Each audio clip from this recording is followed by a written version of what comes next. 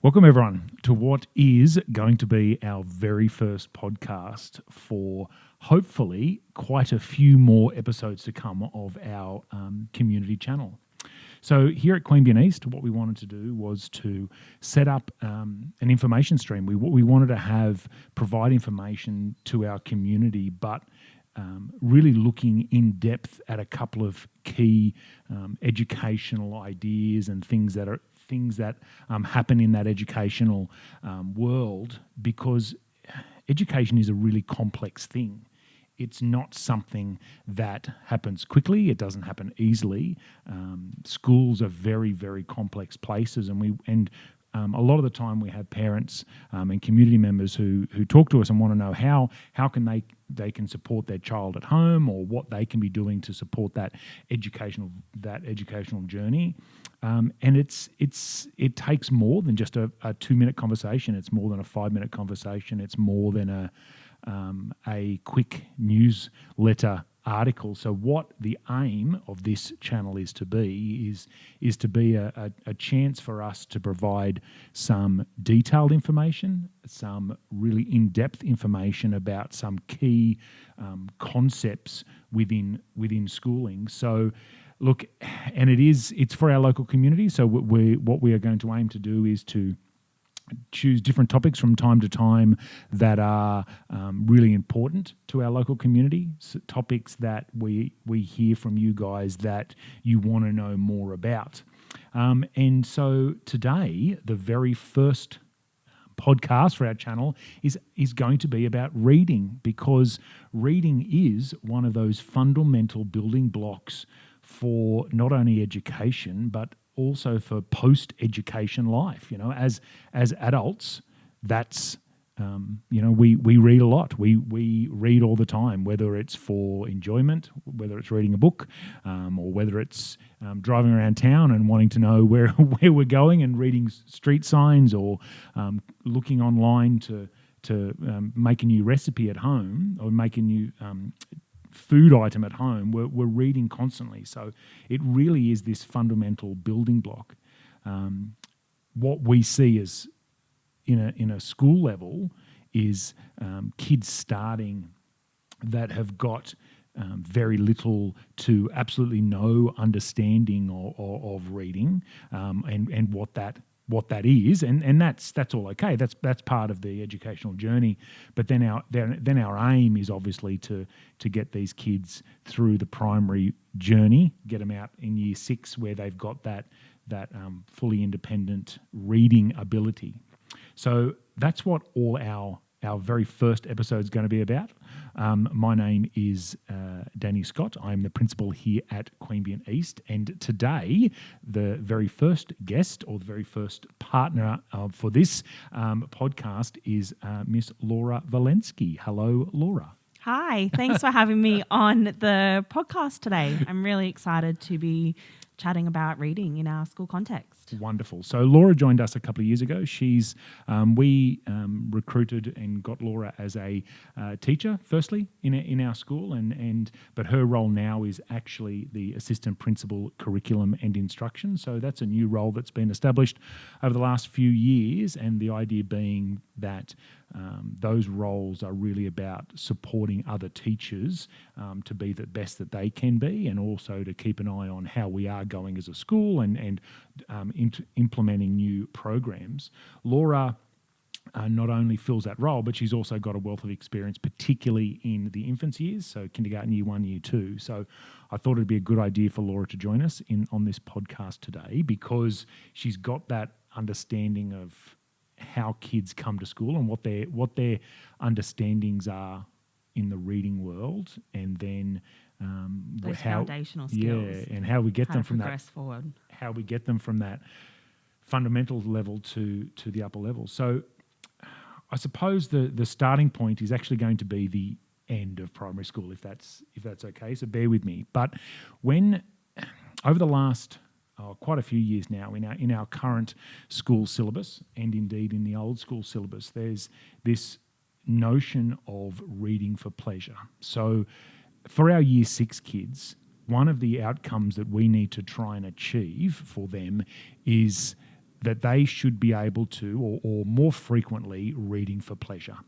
So, which seems quite a little basic thing on the surface, but is really complex actually. So that's our end goal, and where we start with our kindergarten kids. So in primary schools in New South Wales, we can have kids that can come to school anywhere from around 4.5 to 6 years old when they start school, and their understanding of reading varies immensely. But I just want to ask Laura, where do you?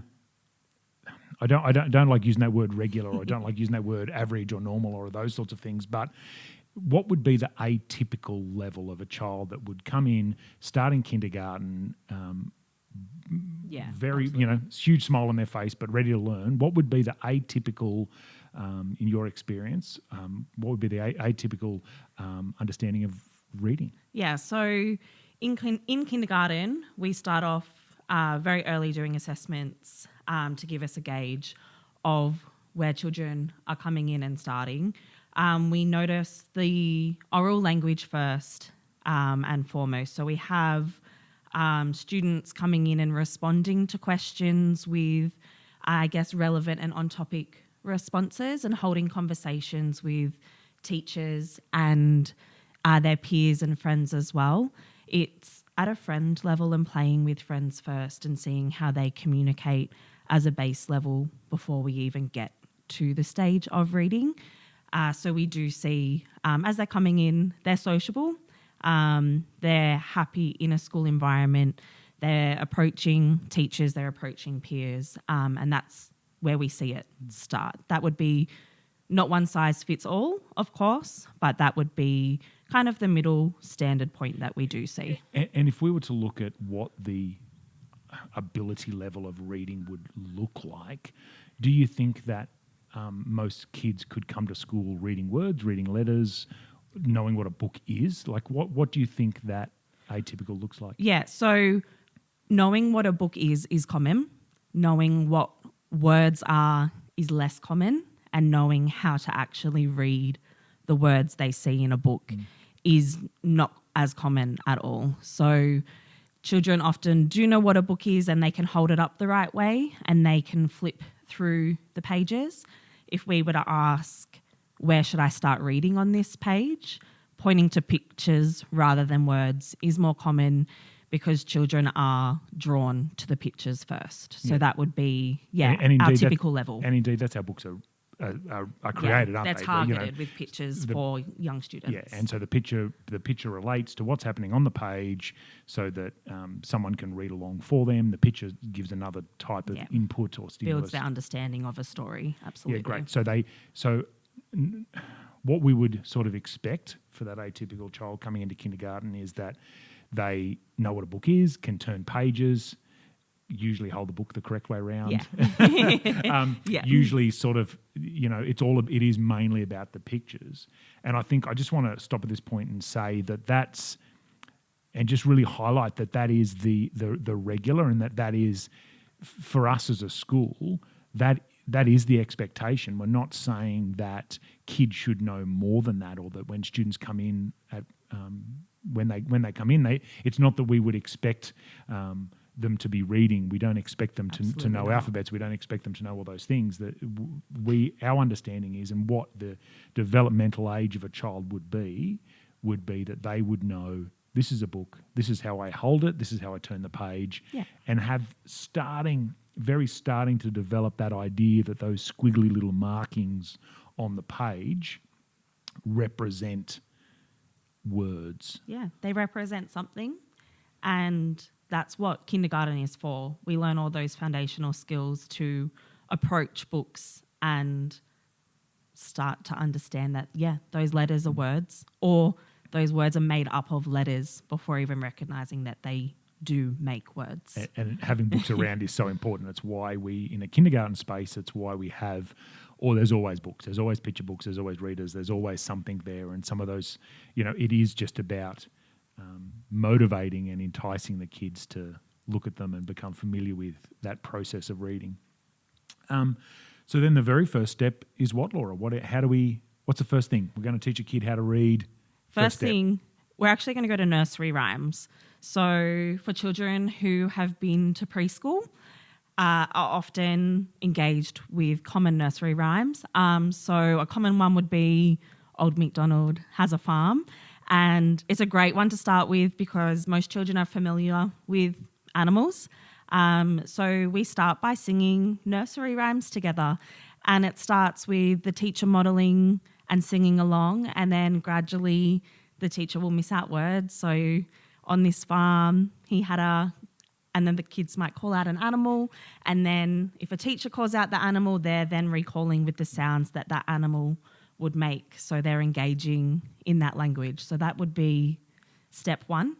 Then from there, we go into teachers reading to students to start off with. So it's our teachers who help go from what is a story to absolutely loving and engaging in reading. So our teachers over in the kindergarten space are wonderful, and they engage our students every single day, multiple times a day, in reading a variety of books.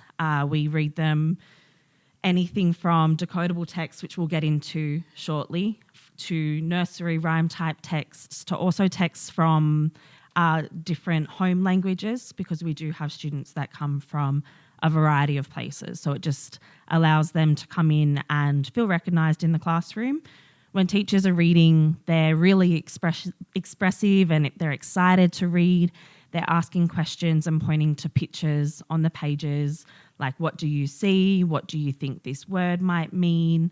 And just getting students engaged with the content in a book without them actually reading it, I guess, to start off with. Yeah. And that asking questions about a book, how critical is that? So when a teacher is reading, in a classroom environment, teachers up the front reading to the class of kindergarten kids, or I suppose reading with a smaller group with a book. Yeah. It's not just about front cover to back cover reading through the story. Okay, ding, next. There's what else happens in It's that a process. space? Yeah. So we start with the front cover usually. Front covers on a text will have pictures and words commonly.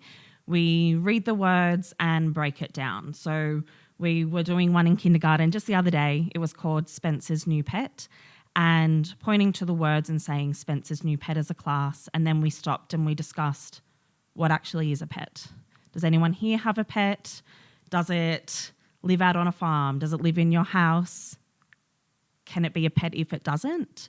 Does it have to be a living thing? And the responses that the children were giving were showing that there was a mixed understanding. So it's that background knowledge to what something is and what it could be revealing about a story as well. And so why is that important? Some people might look at that as just, I don't know, wasting time or going on a sidetrack, or why are those conversations about a text when you're reading a text, or before, during and after, why are those things important? It's so important because it builds understanding and context. When we're reading books, we're reading to understand the content that we're reading, and we're asked questions before to ignite our excitement about what might happen. The things that happen in the middle are to see if we've retained the information, and what's happening at the end is to see if we've processed a whole storyline. So it's not just reading for the sake of reading, but it's developing our comprehension skills and our responding to text skills to build enjoyment, but to also build our comprehension and understanding. Yeah, I think back to the times where I actually was a kindergarten teacher. Yeah. for a period of time, which may surprise people, but I do recall that you wouldn't read a book straight away. There was always that introduction of the story. There was always that. What do you guys think is going to be happening in this book? What can you see? Forming your own opinions about a text as well. What's happening on the front page? What do you think? What on the front cover? What do you think the story is going to be about? Builds imagination. Yeah. And then even stopping halfway through if there was a part in the story where a character was going to be, obviously was off to do something, and you'd pause and maybe hypothesize or think about what's going to happen next. Yeah, and those things are really critical. And I suppose the reason we're highlighting this and we're going into a bit of depth about how that reading works is because we often get those questions from parents, particularly in kindergarten, about how can we help? How can we help our kids read? And, you know, one of our very first things is read with them at home. And that's there.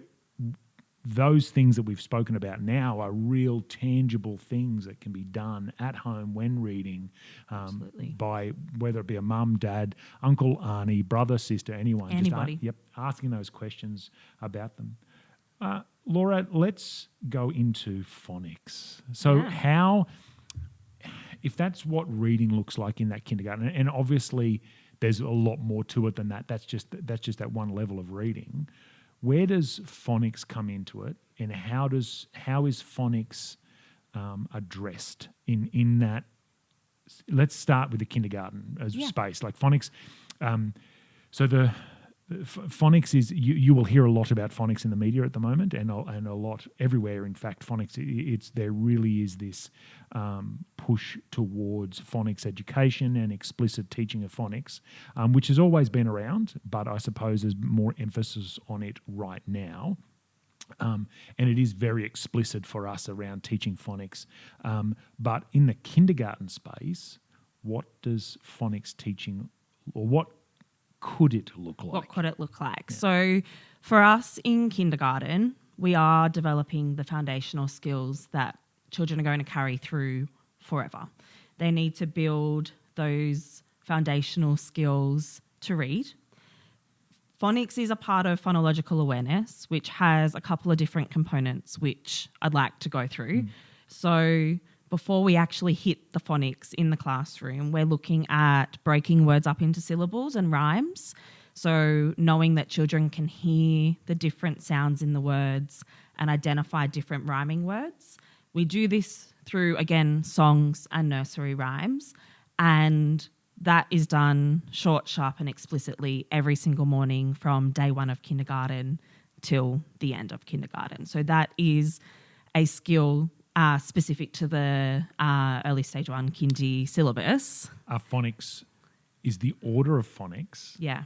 Let's even break it down. Let's go even back a step, because what are we talking about? When we're talking about phonics, we're talking about the sounds that within the words of the English language. Phonics are the individual sounds that make up, and I am intentionally using the word sounds and not letters. Yeah, not letters. Phonics are the individual parts of a word. So even though we have letters and phonemes don't necessarily they're taught in isolation to one another. So when we're looking at then the phonics side of it, we start with an intentional introduction of sounds. So the first sounds in kindergarten that we're looking at are the s, a, t, p, I, and n sound. And that's intentional because once students are exposed to those sounds, they can make so many words. Those words together can make sat, at, it, tin, in. There's 2-letter words, there's 3-letter words. So that is that building block that then gives them an in to reading. So they are our intentional sounds. At the beginning of kindergarten, we introduce 2 to 3 of these quite quickly. And then it progresses, obviously, throughout that first term and beyond.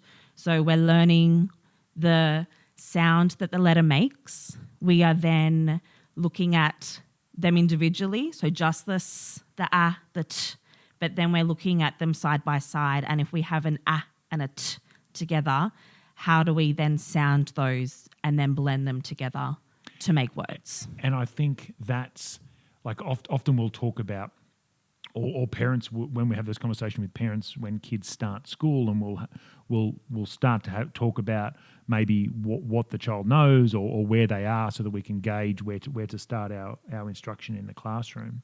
A lot of the times it's about, the child knows an alphabet, or they know their letters. And I think that's a really big difference between what actually is in our syllabus. What actually is our syllabus talks about sounds. It talks about phonemes. That's what it talks about. And so the emphasis is actually on the sound more so than the letter. More so than the letters. The letters, knowing the names of the letters, it's helpful. Knowing that the A makes the A, that is helpful when it comes to writing it and recognizing what it is that you're singing. But it is that sound that is needed to engage. The sound is the critical part. It's not learning A, B, C, D, E, F, G. We don't sing the alphabet in kindergarten. It's learning that. We sing songs that are purely just sounds. Yeah. So from there, or is learning phonetic awareness, is that only a kindergarten thing? It's not.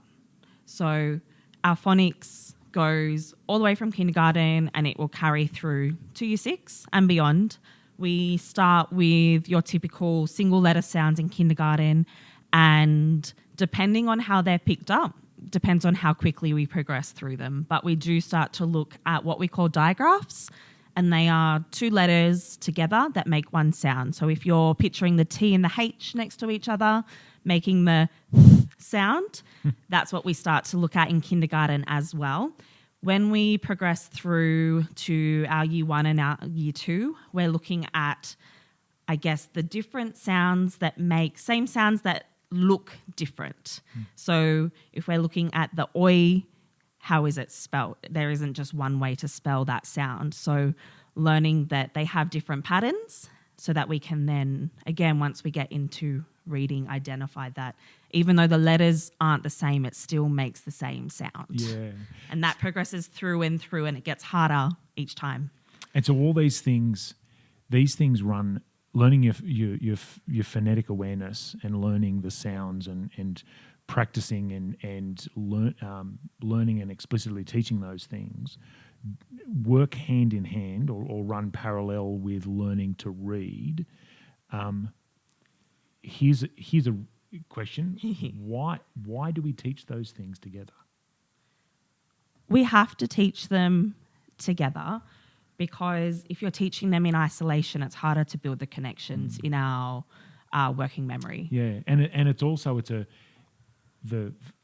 when we read, and particularly when we're challenging ourselves and reading harder content and learning and developing those skills, having a phonemic awareness is one way. You know, it's probably the very first way, and it's probably the easiest way to decipher. Sorry, as my phone rings, the easiest way to decipher unknown words is those things. But it's not the only way, is it? Because not all words can be sounded out. English is such a hard language. We have so many different sounds and sound patterns. There's 44 phonemes in our language. It's not an easy language and sound pattern to pick up. So when going back to learning how to read, then what's happening is in the classroom environments, we're not only teaching individual sounds and digraphs and things in order for students to learn how to sound out words, to use that old phrase, but we're also doing other things as well, because there are a whole heap of words, commonly called sight words, which can't be sounded out. What happens with those words is that there is no correlation between the letters that are used and the regular phonemes to what the word actually says. So when you're looking at learning how to read, it's not only learning about the sounds and phonemes, it's also learning about those tricky words or those sight words or those words which... Yeah, those high frequency words. You think about the word was, we spell it W-A-S, but if children are sounding that out, that is not what it looks like. So it is teaching the tricky parts of the word and identifying that this isn't a typical sound pattern, but when we see this word, we know that this is actually what it says. And a lesson in the classroom is very much about going through strategies to help kids remember what that word is. So it may be using flashcards, it may be matching games, it may be using those words in a classroom to try and get them to be implanted in the child's memory so that they can then recall those words. So we've got phonemic awareness, we've got sight words, we've got, what other tricky things are there about learning how to read, Laura? So I guess once we've got those things down packed, or at least slightly, we do start practicing beginning reading. Yeah. So that looks like small groups working with a teacher, and it's daily practice. We're pointing to words and we're recognizing that a sentence might have 4 words in it, pointing to each of those words to identify what they are. So just if I can stop you, Yeah. why point? What's like, because I think, sometimes I've seen it happen. I've seen adults tell kids, "Oh, stop using your finger to point to words," but why do we actually do that? Why do teachers use that strategy? Especially in kindergarten, we use it from the start because we're focusing on that word that we are pointing to. If it's the dog is gold, for example, we need to point to those so that our mind is focused on that word that we're looking at. We're not looking at the next word. We're not taking away that focus. It's that direct approach to that word. We're looking at it. If it's a word that we can sound out, we're pointing to it and we're trying to sound it out. That's where the focus is. We're not trying to take it away. It's a supportive strategy. Reinforces also that the way that the English language is structured as well, left to right, top to bottom, which I know seems like a very fundamental type thing, but Beginning skill. Yep, and going back to that initial conversation we had, that the expectation very much is that kindergarten kids, when they start, for the vast majority, or that atypical student, doesn't really understand that words on a page are read in the same order. And what I mean by that is that they are read left to right, top to bottom. And so that's a skill. So by tracking the words, you're not only focusing on potentially individual phonemes or individual words, you're also tracking them in that regular pattern. What to do when you get to the end of the line? Go down. You go down, what do you do at the end of the page? What then happens? Where do you go? All those things are different strategies to help read. Yeah, absolutely. I will mention, once children do have that, then they don't need to point to the words. Once it becomes automatic, then it's reasonable to say you don't need to point to the words. But until they have that, it's supportive. They need to. Yeah. And so when a child when they get to a word that they don't know, whether they've forgotten, they haven't seen that word before, or it's just they haven't fully mastered that word, what are some of the strategies in a classroom environment that we use? Because I think that's something that's a real thing that can be mirrored in home life when reading with your child. Because I think what we do is we fall back to the sound it out maybe. But what are some things that can be done when when a child comes up to a word that they don't know? So my initial one is to say, try and sound it out. Yeah, of course. Absolutely, because it is the first strategy that we do go to. And then we look at it and we think, have I read that word on the page prior? Have I seen it somewhere else? Does it look like another word? Just giving it a go as well is a really helpful strategy, because giving it a go is also showing us these are the sounds that they think they need to say. And it's okay to tell the child what the word is. Yeah. That is absolutely okay, because it gives them that success, which then doesn't hinder their confidence to try new words when they get to them and don't quite know what they are. Yeah, 100%. And it was a pretty tricky question too, because it also is really reliant on how old the child is as well. Absolutely. And what type of book that they are reading. So for a younger kid who is just starting out, using sounds that they've learnt.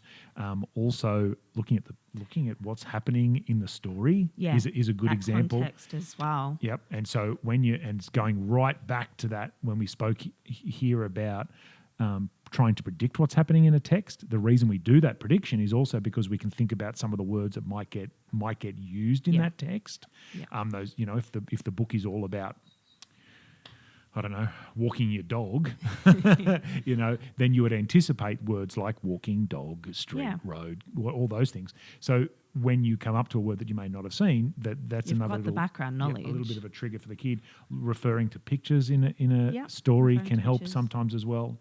For our older readers, it can be also about, if you're working in a smaller group, it can be about, okay, let's read through the word. And what I mean by that is just reading past the word and then trying to see what other words are around it, so that you're trying to get what that sentence structure or what those multiples of words on that page are trying to say, and then that can help with the Yeah, okay, well then the meaning of this is whatever it is, and so then that can jog memories, or a Fill child in can the have gap a little. you Yeah. fill in the gap and have an educated guess as to what that word is, and that strategy is really, really good for our older readers, Yeah, it is.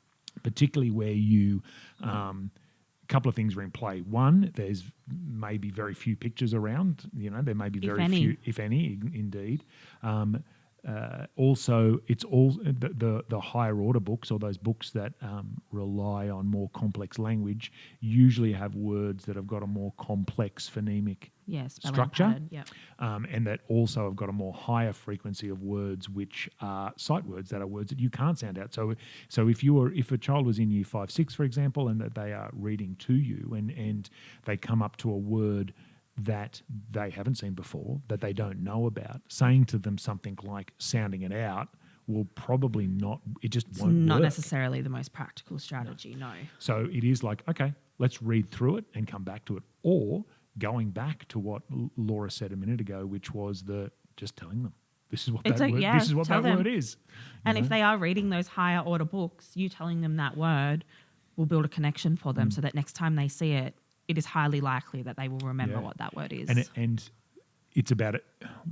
Once you get to a certain level of reading, and that usually kicks in at about the end of stage 2. So we'd be looking at a child that's around that 10, 11 years old.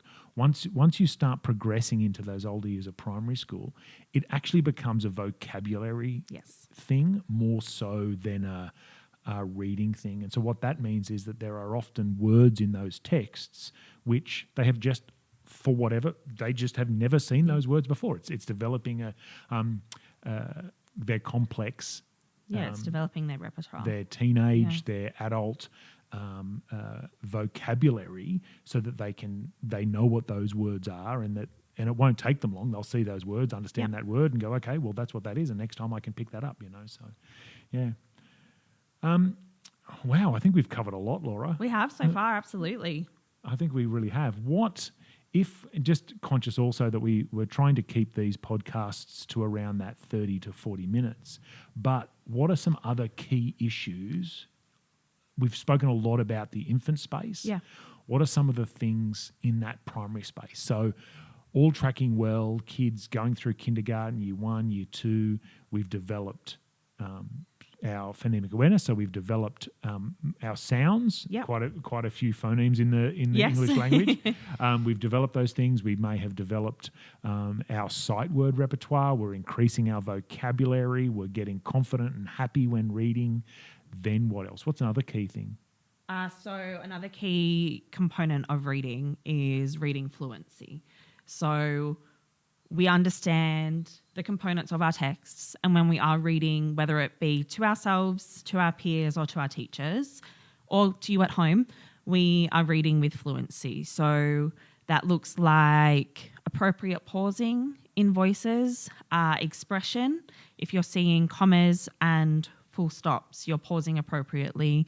If you're seeing words in bold, you're adjusting your voice to reflect what the text is saying. And it's having that awareness of what those skills are and what they mean to then be able to read in that way. And looking at all those different ways that the English language and reading is done as adults, as teenagers, there's so many different ways. And when we give that advice to parents about supporting their kid by learning learning reading and by reading more frequently, we're not just talking about making sure that your child is reading a novel at home. Yes, Yeah. okay, that's one part of it, and that'd be great. But in reality, reading is a lot more than that. It is. It is. It absolutely is. I feel like another component that's then supports this as well, and we did touch on it, but the vocabulary. So with the recent 3 to 6 syllabus, we are looking at a bit of a language shift. So we're looking at words in categories of Tier 1, Tier 2 and Tier 3. So our Tier 1 words are our general conversation.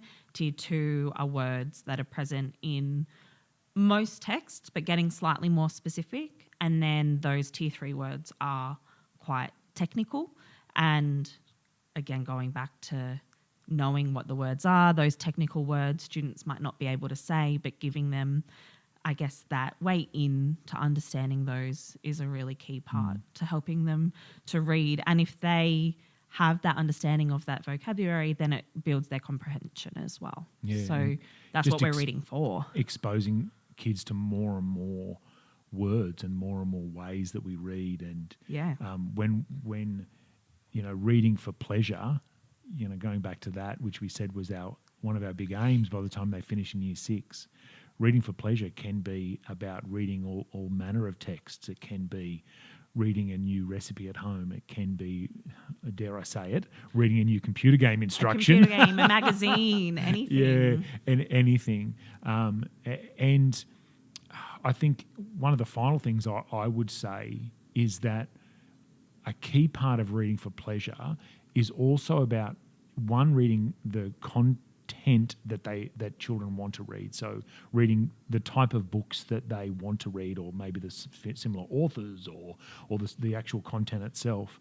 But we often advise around books at home and home readers, in fact, being easier than if you were to look at levels of reading, we would instructional reading at a school level, we are the level of that book is usually pushing the child's ability. It may be introducing a lot harder words. It may be getting them to challenge themselves in that reading process.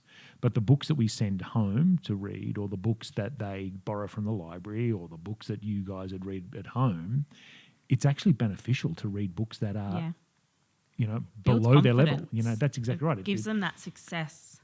Yeah, and it's if you're wanting to read for enjoyment, that's what it needs to be. It needs to be a successful thing. So I would, we always recommend to read an easier book. Yeah, absolutely.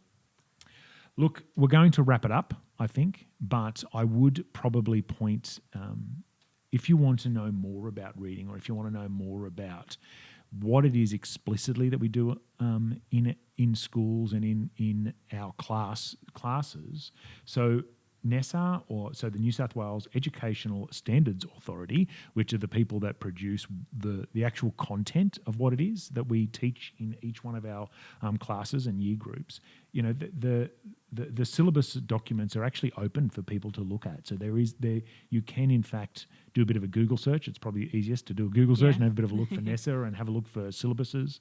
The Department of Education have put out quite a lot of helping parent and carer guides to support children in English, and indeed in the reading process. So there are lots and lots of things out there if you want to have a bit more information.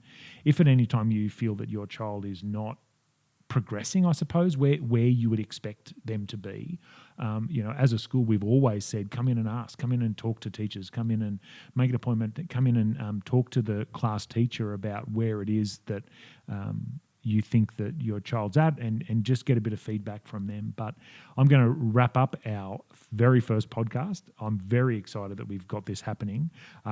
We hope to bring a few more of these your way. So we've got a few more planned. We're hoping to produce them every couple of weeks, just about different topics that are happening. But anyway, that's it. So thank you very much, Laura, for joining us. Yeah, thanks for having me. Wonderful. Thanks, guys.